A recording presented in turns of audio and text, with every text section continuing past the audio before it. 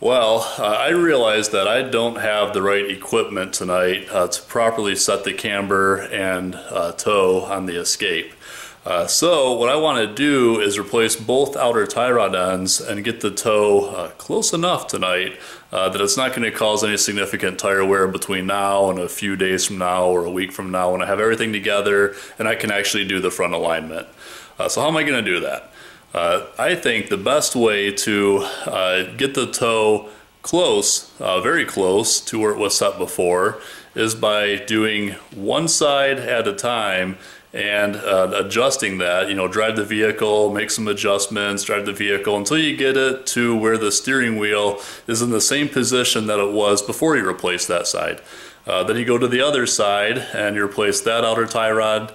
Then you adjust you know, the toe again on that side to get the steering wheel back again to where it was before you replaced it. So what I did, you know, it's really hard to look at the steering wheel and make a judgment call for, you know, is that where it was before? You know, is it close? How far off is it? So what I did is I put a couple sticky notes on the steering wheel here on the top of it, and then to go, you know, driving around the same roads that you intend to drive on to adjust the toe later, and take a little marker and make some marks on the sticky note where the steering wheel rests when the car is going straight. So in my case, the steering wheel actually is not perfectly straight. It's a little bit tweaked off to the right.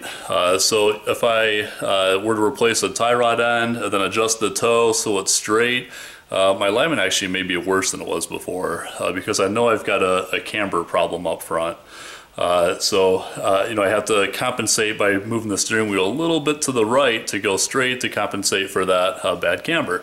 So anyhow, what I would recommend doing, if you just need to get it close enough so that maybe in a few days you can drive to an alignment shop, or maybe you're going to do the toe adjustment yourself in a couple of days or whatever, take a couple sticky notes, mark on those notes the position that the steering wheel is in while you're driving straight, and then after you replace one, you just make a couple adjustments until your marks on the pieces of paper line up together again while the car is going straight. So it should be pretty straightforward. Let's see how it works. So you might be asking, what does a bad tie rod end look like? If I have a tie rod end that's worn out and I look at it on the car, how do I see that it's bad? So you can see here, now that I've got the tire off, this is the outer tie rod end. So there's also an inner tie rod end. Let's see here, an inner tie rod end that actually it'd be all of this piece, and it goes up inside this boot and over to the steering gear. But that one seems to be okay on here. So this is the outer right here, and it's got a little nut. This shaft is threaded, so to adjust the tie rod end, I'm going to loosen this nut, then turn this shaft, and that'll lengthen and shorten, you know, this shaft, the tie rod ends relative to each other. Then the bottom, it's got a nut. You got to take that nut off to, you know, remove this from the knuckle. This is the steering knuckle here that the brakes and everything attach to. But what this tie rod end is doing is it's loose. So if I wiggle, you know, the steering knuckle here, you can see that this piece relative to this piece, this is the knuckle, this is the tie rod end, and the joint here, they're moving. And they shouldn't be moving at all. It should be nice and snug. So that's what a bad tie rod end looks like. I'm going to go ahead and replace this one that's on the car with a brand new one, and you'll see that it's much tighter then.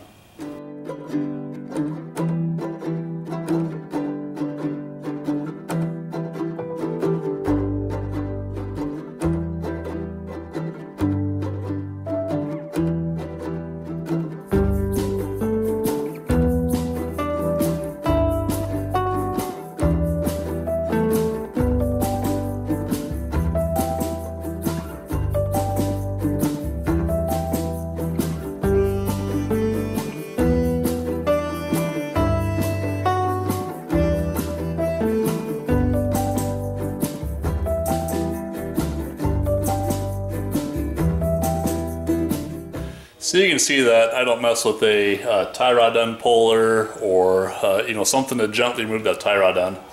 I've replaced many tie rod ends over the years and other parts that required separating the tie rod end. The easiest, fastest way to do it is just to get a hammer and bang on the knuckle here next to where the tie rod end attaches, and with a couple of good hard whacks it'll separate. So we got that loose. The next trick that I'm going to do to set myself up for hopefully making the minimal adjustments to the tie rod end is that when I remove this one from the inner tie rod end here, I am going to count how many turns, how many revolutions it takes to remove this tie rod end. Then the new one, I'm going to install that same number of turns. So each tie rod end is machined a little bit different. You may even be using a tie rod end that's from a different manufacturer than the one you're taking off the vehicle. But if they're approximately the same length, then installing it the same number of turns should get you pretty close to where you have to make really minimal adjustments once it's installed. So let's take off this old one, install the new one, and get this back together.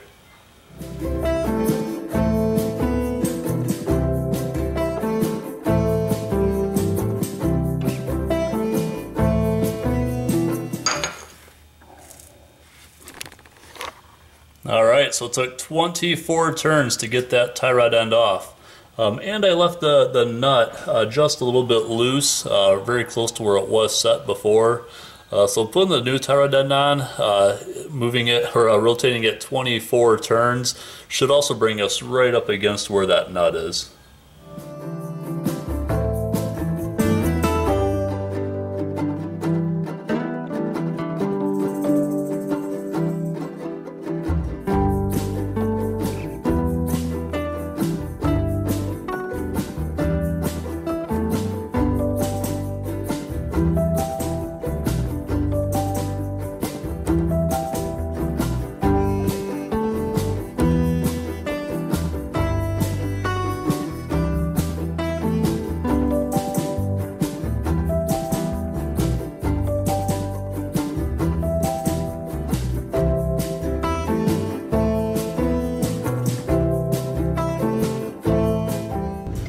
Alright everyone, well I am so far pretty happy here. I am going around the block again. So this is the same place I went before, and you can see that my marks are, I'm going like 20 miles per hour. Marks are pretty much spot on to where they were before. So I haven't made any adjustment here. This was just you know, counting the number of revolutions that I took the old tie rod end off and putting the new one on the same number of revolutions and tightening it down. So I got pretty lucky there. So now the right hand side is done. I'm going to go back in the garage and knock out the left hand side, go for another little test drive here, and that really should be all there is to it until I come back soon here and do a full front end alignment.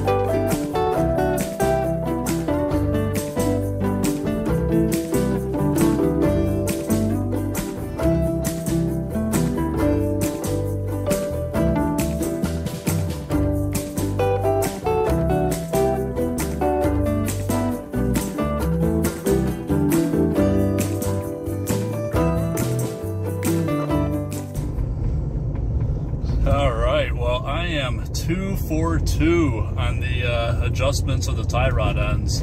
I replaced one, and you know, that trick about counting the revolutions when you remove it and installing the new, you know, the replacement, the same number of revolutions. My dad taught me that trick years ago, and I really do that pretty much every time. And in this case, I replaced the right-hand side and took it for a drive, and my marks on the sticky notes were exactly where they were, you know, for the steering wheel compared to before replacement.